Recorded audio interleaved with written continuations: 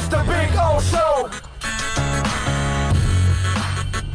This is the Big O Show. This is the Big O Show. Do the Dolphins make the move for Tua?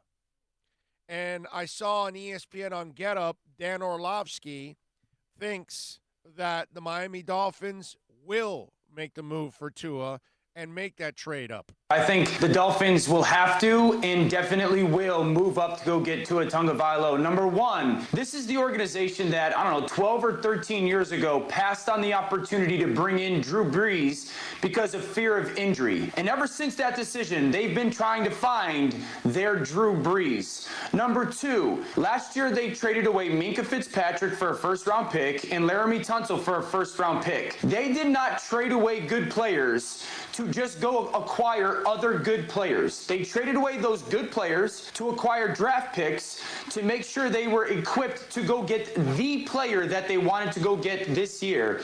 And then number three, imagine this world where they sit back this year and take three of their three first-round picks, and someone jumps them to go get Tua.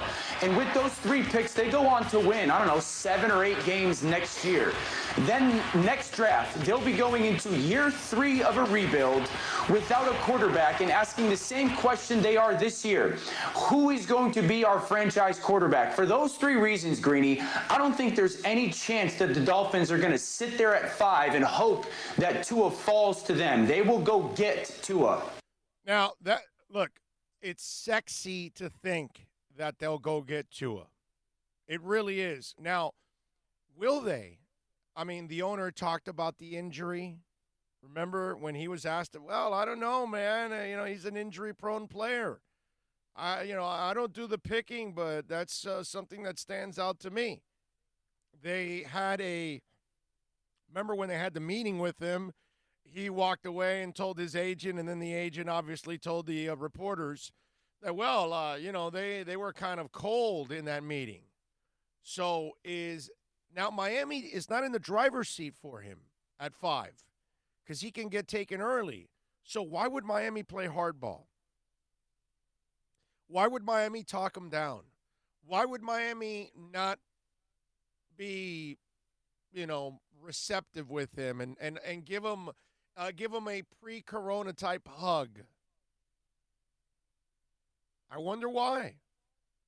Now, is it that they're also downplaying it and they don't want to show that they have heavy interest publicly in him? Everybody else is talking about it because it only makes sense. Dolphins need a quarterback, so let's just talk that Tua will go to Miami. But maybe Miami is telling you the truth. Maybe Miami will take Tua at 5, but they won't trade up for him. And I am of the belief that they will not trade up for him. That they're going to take the best available player at 5. It may be Tua in their eyes if he's there. But are they going to trade up to the Lions to get him? I don't think so. I think they want to have a team that is absolutely loaded. So whenever they add a quarterback in the process, and here's the thing I would disagree with Orlovsky. They would not go into year 3 without a quarterback in the rebuild because they have another draft before year 3. That's the Lawrence year. And again, they're going to have a lot of picks for next year. If they hit on a lot of picks this year and they don't draft Tua early, they could be using a lot of those picks next year to move up to go get Lawrence. But this year, with all these picks, I think they want to really load this team up with a lot of talent. I don't think they want to add a quarterback and then not be able to protect him. Because that's what's going to happen. You're going to have to give up some of your first-round assets.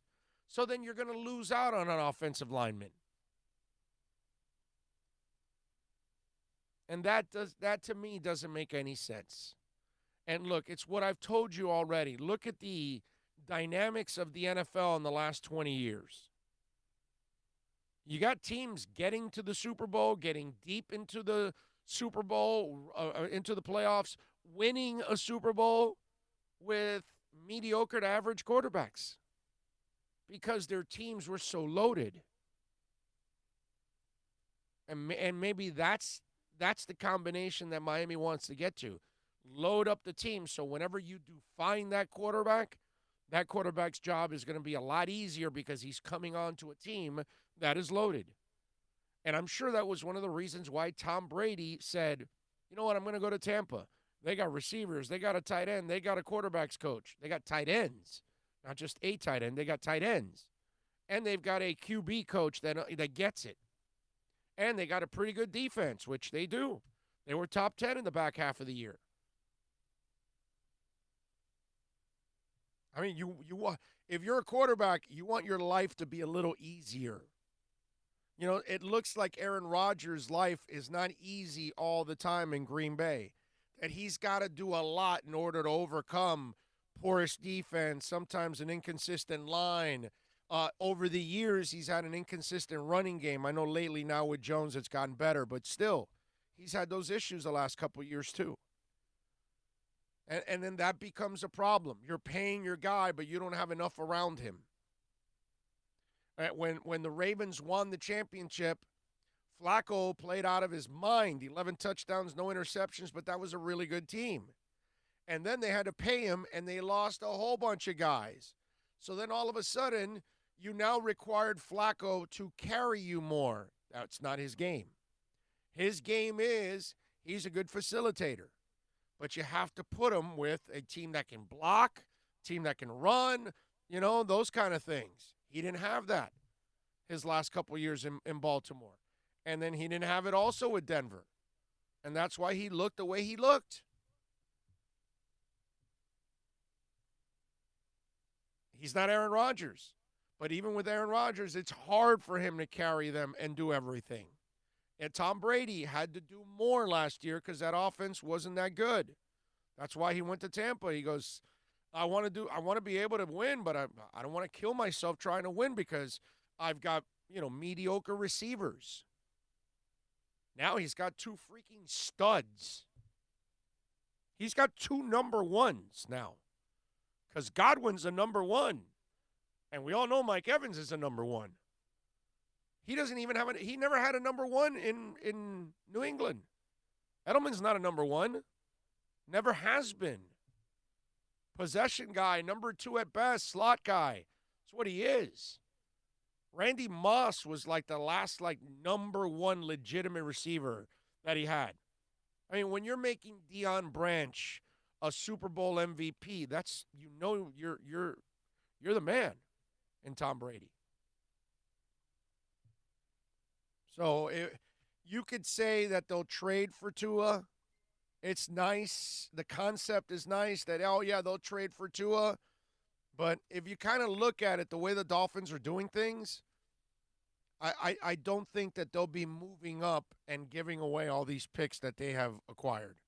They know with the fishnet approach of drafting as many as you can, that they can now hit on more is what they're going to do. You got 7 picks, you're not going to hit on 7.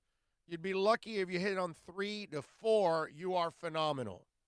Well, if you got 14, you hit on 7, you're phenomenal.